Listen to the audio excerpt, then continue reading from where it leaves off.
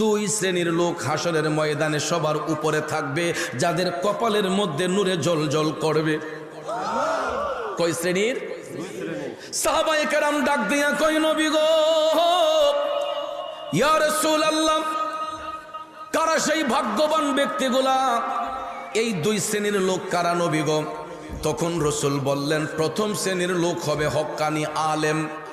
হক্কানি, যারা এলেম অর্জন করবে, যাদের সিনার মধ্যে কোরআনের জ্ঞান, হাদিসের জ্ঞান অর্জন করবে, যারা জ্ঞান চর্চা করবে, আর এলেম অর্জন করার পরে যারা এলেম বিতরণ করতে গিয়া কৃপণতা করে না, এই সমস্ত হক্কানি আলেমগুলা হাসরের ময়দানে সবার উপরে থাকবে এবং তাদের কপালে নূরে জ্বলজ্বল করবে।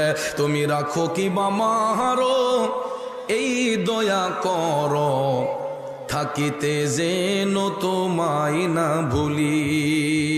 বন্ধু, সম্পদ দেওয়ার মালিক আল্লাহ, নেওয়ার মালিকও আল্লাহ। এই জন্য সম্পদ নিয়ে কখনো বড়াই করতে নাই, অহংকার করতে নাই। আল্লাহর দেওয়া আমানত সম্পদ যারা আল্লাহর পথে ব্যয় করবে তাদের জন্য আল্লাহ পুরস্কার রেখেছেন। এই জন্য আল্লাহ রাব্বুল আলামিন সূরা বাকারার 262 নম্বর আয়াতে কারিমায় ঘোষণা করে বলেন, বিসমিল্লাহির রহমানির রহিম,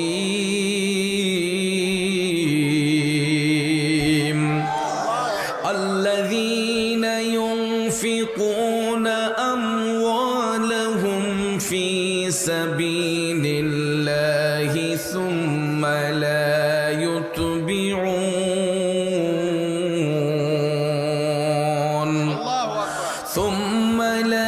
يتبعون ما أنفقوا منا ولا أذى لهم أجرهم عند ربهم।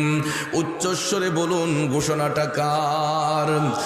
এ যুবক বন্ধুরা, আমার বাবাজিরা, আল্লাহ রাব্বুল আলামিন বলতেছে, যারা আল্লাহর পথে নিজেদের ধন সম্পদ খরচ করতে যাইয়া যাদের মধ্যে কোনো অহংকার থাকে না, রিয়া থাকে না, যারা অনুগ্রহ প্রকাশ করে না, মানুষকে কষ্ট দেয় না,